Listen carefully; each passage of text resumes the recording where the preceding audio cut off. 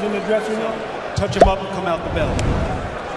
You have the taste of defeat. You're gonna taste it.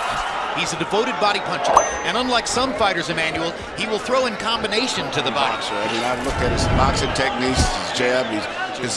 Sometimes I think he holds his hands a little too wide where you can catch it between the gloves, but other than that, fighting. And when you look at that body, I think they've made a very intelligent decision as a green middleweight.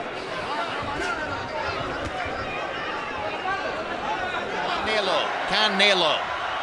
Incidentally, the word means cinnamon. Gomez looks like he has a real plan. We'll see whether it works. Fighting often, evidently wasn't big purses. And also, he controls the distance.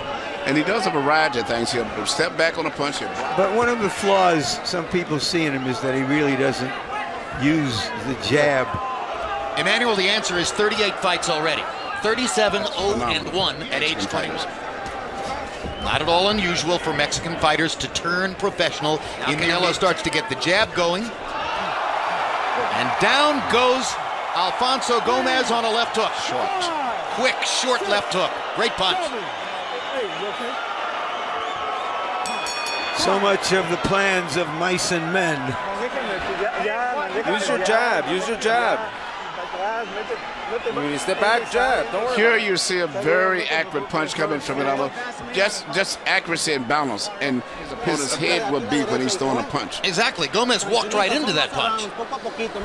There's 12 Gomez rounds. didn't do anything wrong. Gomez brought in a plan. But now he's down 2 points. In his corner saying, be patient, stick with it. Nothing happened. That sounded to me like don't abandon the plan. For the center with a punch. That's what happened to Roy Jones the night that Antonio Tarver knocked him. The punch that Tarver knocked, he started off with a looping left hand, and Roy put his hand to block it in some kind of way. Perfect. Yeah, but again, Gomez seems to be winning the first half of the round.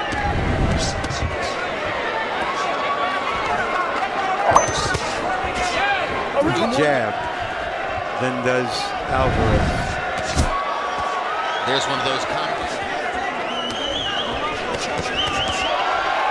Again. With a good body punch is going to end up going right on the top of the cup. You think that was deliberate? Because it should have been pointed out to the referee.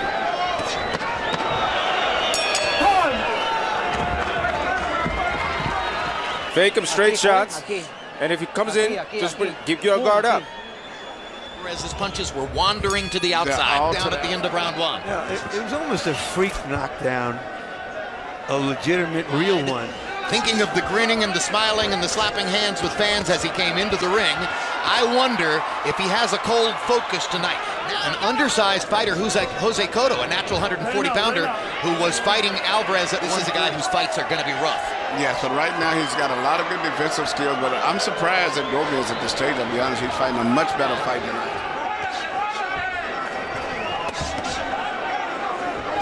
And I think right now, by the timing and the activity of a hand by Gomez. One thing, his volume of punches is too low, meaning Alvarez.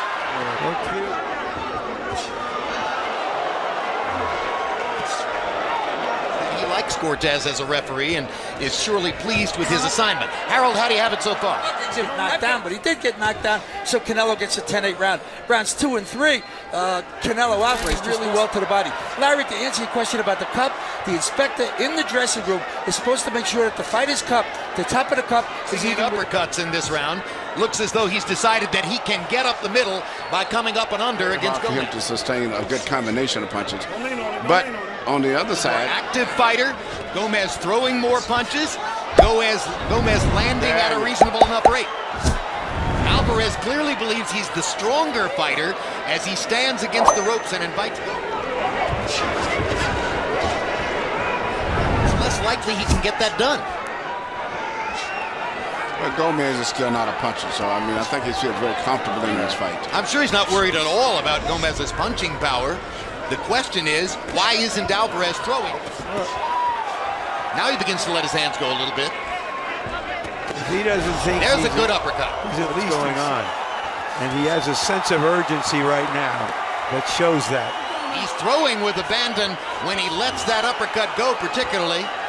but some of these are wide shots, winging punches, and Gomez is starting the fight they might have hoped for. And you can see that despite Alvarez ended the first round by knocking Gomez down, Harold Letterman's begun following Canelo Alvarez that we've ever seen him lose 3 rounds in a row on any scorecard. Totally abandoned his jab. Meanwhile, Gomez has put together the best and most comprehensive plan I've ever seen from him. He's landed some clean right hands. Crowd trying to lift Canelo back in forefront of the fight.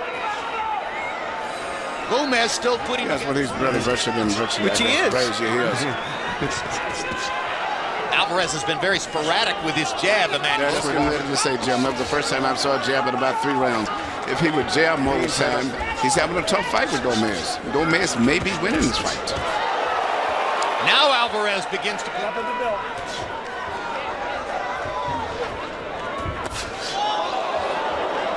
Reminiscent of round 1 as Canelo. That could be landed more hard punches. How you feeling? Use your jab, catch him here. Throw the jab, throw the jab, throw the jab. Jab. Gomez in the white. This the last preliminary bout before our main event of this pay-per-view. Tell a little bit as he lands his jab. Alvarez falls short with his twice in a row. Another short jab for Alvarez, but now he connects. Gomez fighting a gutsy, smart fight. Yes, very surprised the fact that he is really, for the most part, setting the tempo.